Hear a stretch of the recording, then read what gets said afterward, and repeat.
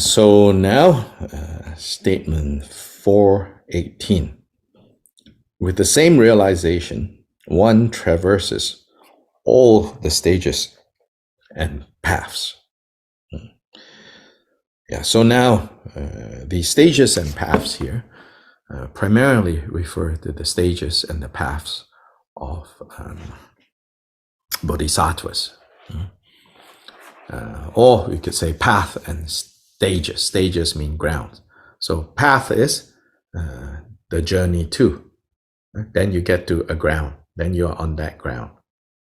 Then again path, journey on to the next. So meaning, the whole process of awakening.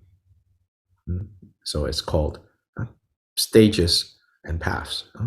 It's just the way Tibetan language is, Maybe in English we will say path, and the place that you arrive at is the stages, the ground, paths and ground. So the path leading to the ground, the path leading to the next ground, then the path, the journey leading to the next destination. So the journey, the road to the first destination, second, third, fourth. So here it says, with the same realization, one traverses, one travels through from here to the next, to the next, to the next. So this is what this statement is saying. So the last two statements, right, pertains to like the different rounds, the different stages. The 5th, 6th, 7th, 8th, they are all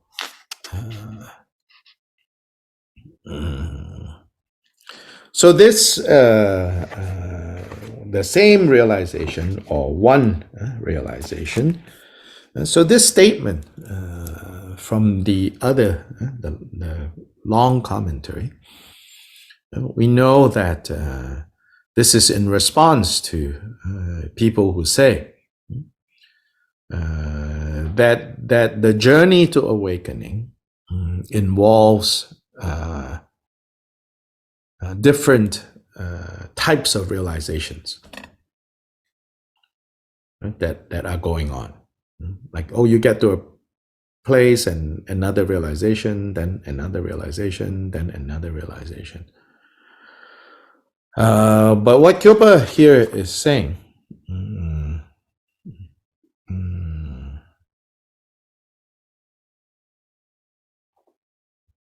is that the same realization, such as what you realize at the path of seeing. So what is seen on the path of seeing? Remember those 5 paths, right? Accumulation, joining, seeing, meditation, no more learning. That's one way to talk about the Bodhisattva's progress to awakening, consists of these 5 paths. So here, the path of seeing, what is realized there,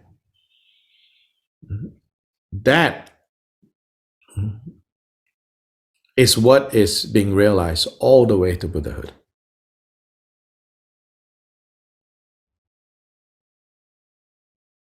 So no new realizations coming up.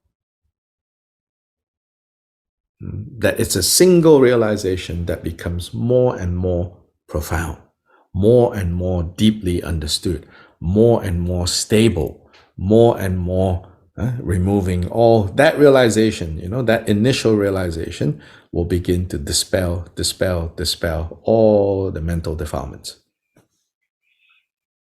until we are fully and completely Buddhist. So generally, this is what this statement is saying. So let's read Khenpo Kunpal. Khenpo Kunpal says, the actual reality, which is the absolute space of phenomena, also called clear light and uncompounded, is either pure or impure due to the existence of these adventitious stains. And only due to this and not to anything else is it called Buddhas or sentient beings. Meaning, how we differentiate and say, oh, these are Buddhas, these are sentient beings, is not that their essence is different. The essence is the same. So that's the same essence that we realize. To what degree we realize that essence, and therefore to what degree the adventitious stains, the mental defilements are removed, is what determines, oh, these are sentient beings. Oh, these are sentient beings on the path to awakening. These are sentient beings very close to awakening. And now, Maha, great Bodhisattvas. Oh, these are now Buddhas. That's the only difference, it says.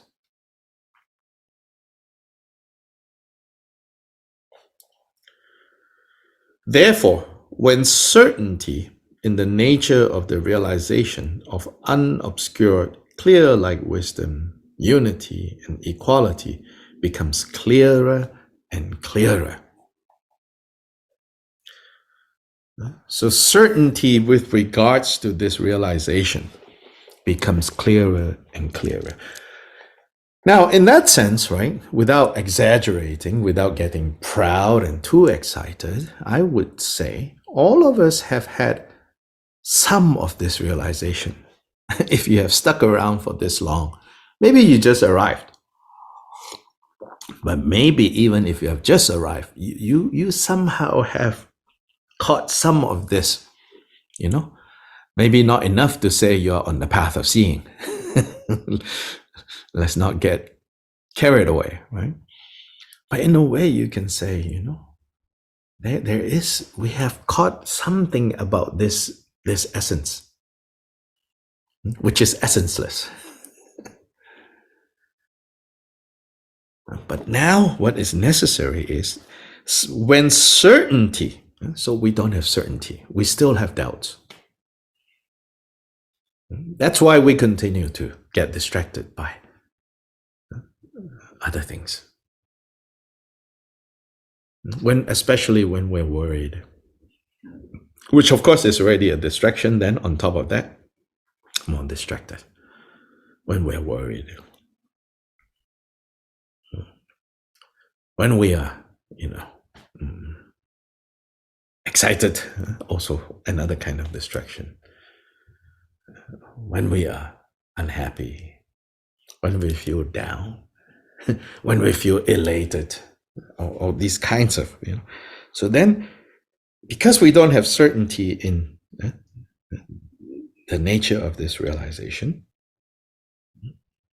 so, you know, we continue to cycle around, to be dragged around by the mental defilements, by the afflictive emotions. So here it says, you know, when this certainty becomes clearer and clearer, then with only the same realization, one travels through all the paths and the grounds, the stages. Finally, then one attains Buddhahood. It is like it is said in the Uttara Tantra, the purified, the unpurified, and the both unpurified and purified, and the completely purified are known respectively as sentient beings, the completely unpurified, bodhisattvas, a mix of the unpurified and the purified, and tathagatas, the completely purified. So this is a very famous quote from the Uttara Tantra, from the highest continuum, which primarily teaches about the Buddha nature. So this is Khenpo Kunpal's commentary on statement 18. There's a question or a comment? Yes, good morning. And in terms of the purified or unpurified, is the view, not the essence, right? Purified is mental defilements removed. Okay, not the essence, because we have all we all have the same essence. The essence doesn't change. Okay. Nothing changes with the essence, which is essenceless. It's the mental defilements that needs to be purified. Means that, purified means clear. So you have a cloth, and the cloth has stains. When you say, I'm going to wash this cloth, right? What are you actually doing? You're not getting rid of the cloth. You're getting rid of the stains that is on the cloth.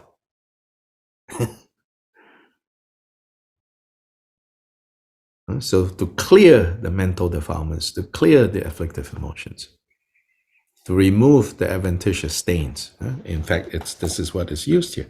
Adventitious stains, if you look. The stains is what's being cleared. I don't know about Spanish, but in English, the word purified, even that, I think, there is some confusion there. Simply the use of that, that word purified. It's like we say, for example, we say, the air purifier, right? You have a machine that is an air purifier, or the water purifier, right? Actually, water and air don't need purifying.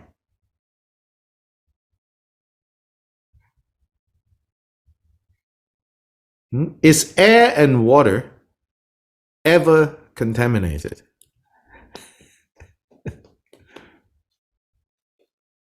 In what way are they contaminated, and in what way are they never contaminated? Now I'm just asking about water and air, not Buddha nature. Later we can connect to Buddha nature. Now just water and air.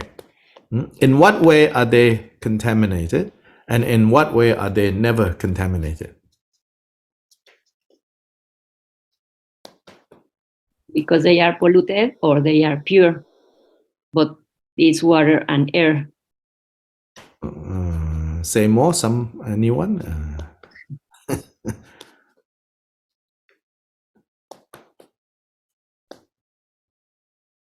Water and air are by nature pure. They become contaminated because other things come into them. Other things get mixed into them. Mixed in with them, yes. So when we say purify the air, what are we actually doing? Removing those things that got mixed in. Separating out, right? So in fact, in that sense, air is never contaminated. Right? It's just removing that which is not part of that air.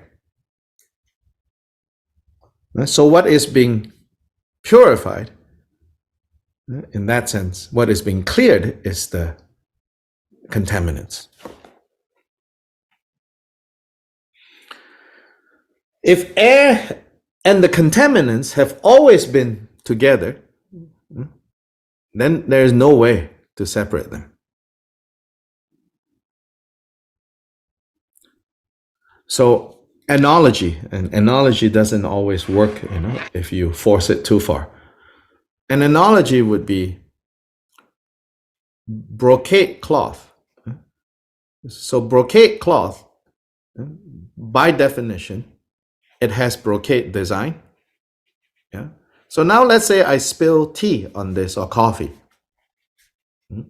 So then there's a stain.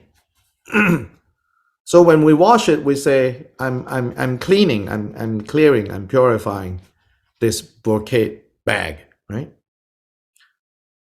What I'm removing is the coffee stain, not this brocade design. This brocade design cannot be removed. Yeah, of course, if you use bleach and then, oh my God, then a whole different story. That's what I mean by analogy cannot be pushed too far. Just showing an example. So when you say, I'm going to go wash this, what you're actually saying, I'm going to go wash this, is you already, even though you didn't, you may not necessarily think that way or have those words in your head, but basically when you say, I'm going to go wash this, or I'm going to wash this clothes, right? You're basically saying the smell that has grown on this t-shirt is not part of it. It's just I've worn it for too many days. Now I'm going to wash it. That means you have confidence, that when you wash this, the smell will go away. This will not go away.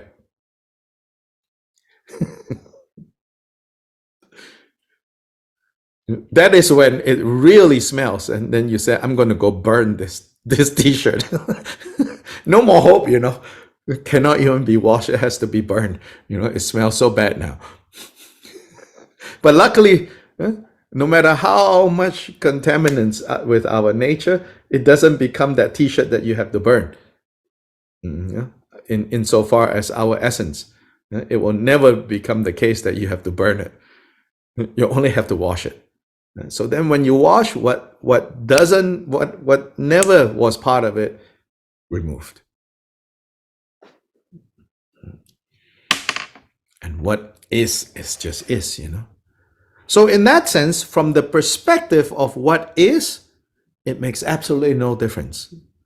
No matter how stinky we on this side is responding to this, right?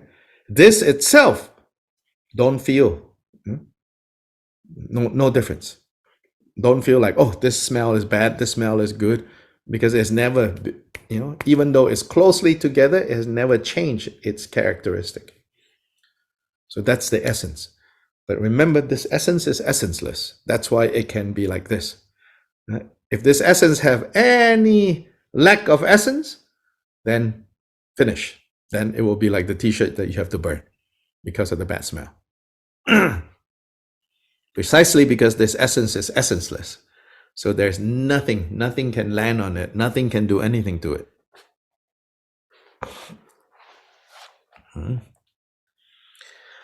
418 is about, I think it's in response to this idea that then there's this attainment, then there's this attainment, then we have to attain this, then I have to attain that, then there is that, then there is that, then there's this first level, the second level, and third level, and this and that. Yes, of course, in the sutras, the qualities of the levels are explained, and the distinguishing between one level and the next level is clarified and brought into, discussed more clearly, all of that. But that can sometimes lead us in the wrong direction if we don't know how to take this. Then we end up thinking, oh, then I attain this, then I have to attain that, then I attain this, then I attain that. So Kyobpa Rinpoche is reminding us, actually, there's not so much to do. This essence that we need to see and to gain confidence and to stabilize the confidence, this needs to become clearer and clearer and clearer and clearer. And that's all, And how to make it clearer? So here we might think, oh, I need to make my Buddha nature clearer. Actually, no, Buddha nature don't need improvement. This essence, again, this essenceless essence don't need improvement. So even when we say, I need to make this clearer and clearer, what does it mean? Mental defilements. How do you remove mental defilements? Stop letting mental defilements run your life. Plain and simple English.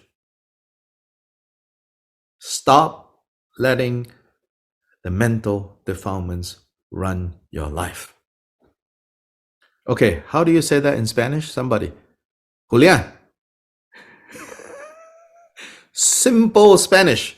How do you say that? I don't know. I don't know if it's that simple. I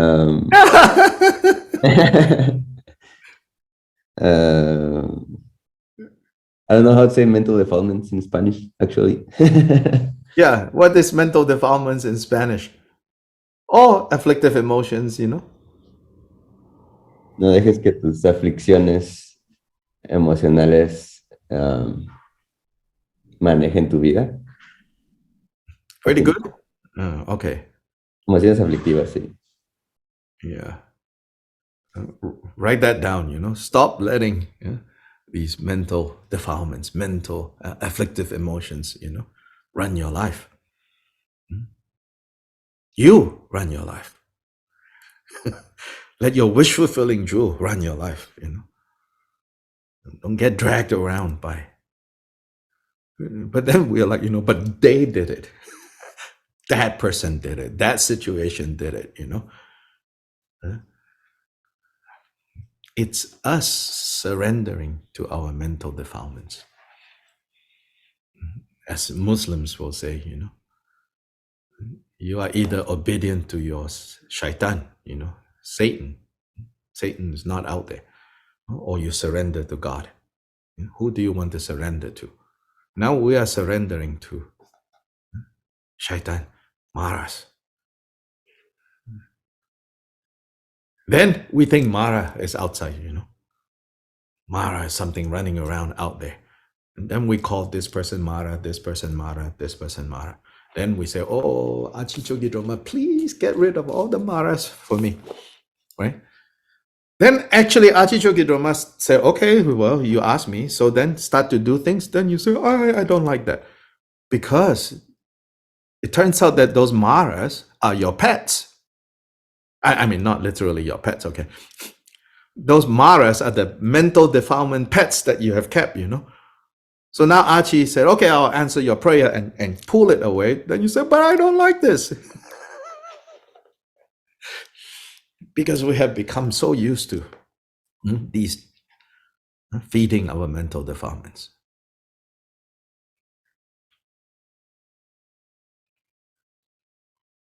So to clear these mental defilements, I mean, who doesn't want that actually? Become more and more in control, but not in the way of control that requires, a lot of tightness.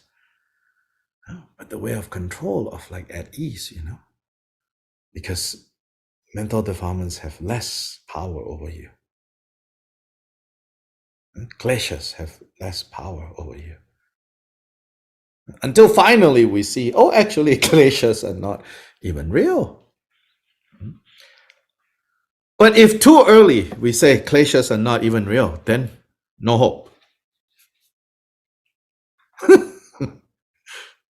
We want to pretend that we have completely purified like Buddhas. Mental defilements are not real. No. At the beginning, we have to see mental defilements are real enough, right? Real enough to drag us around.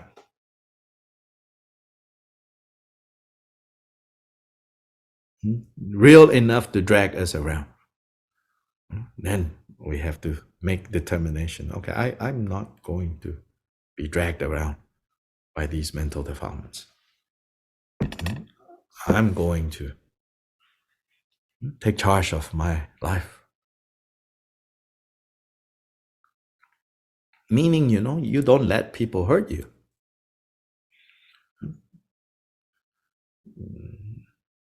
We have to let before they can. The trouble is, when people are not even trying, we let. That's why we suffer.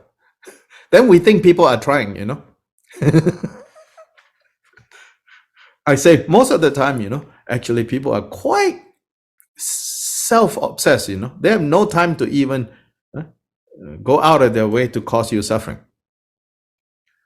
But not only, do we let other people hurt us, right?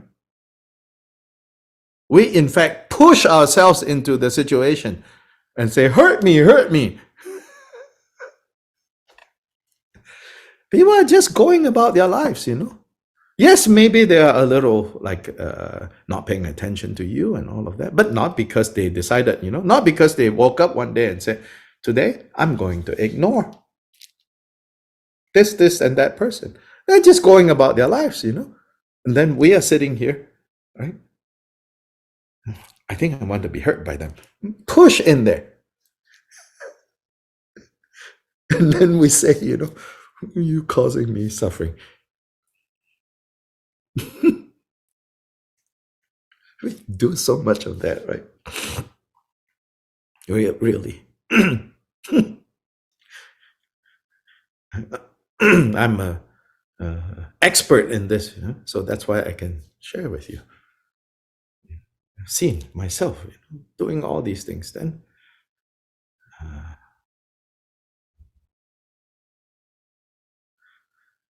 I have to say, you know, outside in the world, many people out of good intentions are trying to fix the world, make it a better place. But most of these methods of fixing the world is fixing the world, like fixing outside, you know. So they tell you what things people should not say, what things people should not do. It's all about other people. Don't do this, you will hurt me. Don't do that, you will hurt me. Don't do this, you'll hurt me. Actually, on one level, I appreciate that they're doing that, because there are some people weaker than you and me, don't have Dharma. So maybe we need to have a world that is kinder to them. But you and I are Dharma practitioners, you know. Then we should not walk around expecting the world to be kinder to us, or expecting. That's the word, expecting. If we expect the world to be kinder to us, that's a way of insisting that they hurt us. You and I are Dharma practitioners, you know. We have to be a little different from the rest of the world. Even the rest of the world that you maybe politically, culturally like to feel like you're part of that tribe, you know. Whatever that tribe is, whatever that those politics are, you cannot be exactly like those people on whatever end of these things, these social issues of how to improve the world, all of that, you know. You have to always remember, but I'm a Dharma practitioner. But then you also have to remember there are a lot of people who are not Dharma practitioners. Then maybe they need this kind of protection and help. Okay, fine, you know. So I applaud, you know, people who are trying to fix and make this world a better world. But we Dharma practitioners, don't spend so much time on that. The other people can do that, you know. That's their karma, that's their situation. Our karma, our situation is we work on, you know, not falling into the pattern of every time a hook appears in the water, we're like this fish with no control, you know. Every time we see a worm wriggling in the water, even though we know, you know, oh, actually this wriggling comes with a hook, we still go, you know. Hooked. Then like a fish being hooked, you know. Then we say, it's the fault of the worm. Why is the worm looking so tasty? It's the fault of the worm that I got hooked. It's the fault of the guy who hide a hook behind the worm. Not my fault. We should make laws to stop people from throwing hooks with worm into the water.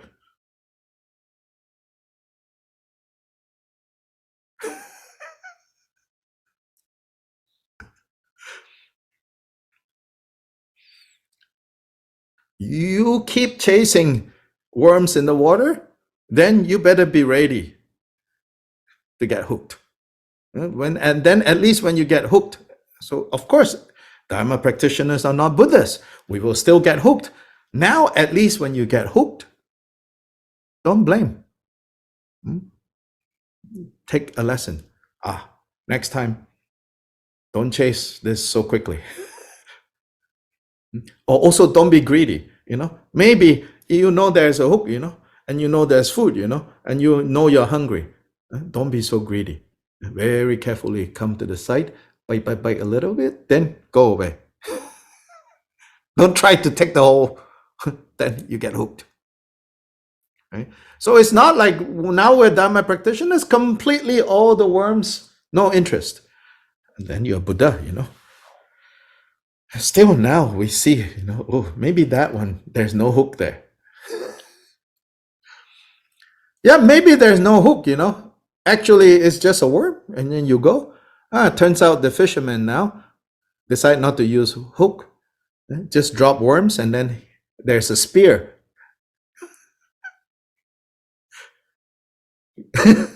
The worm is not with the hook. There you enjoying your worm. The spear comes. Again, whose fault is this,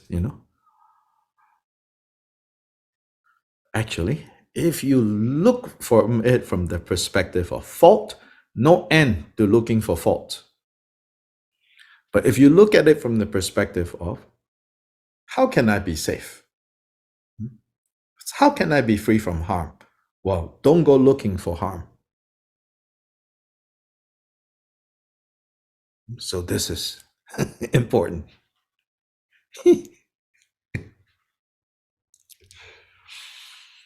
Yeah, so that's it today.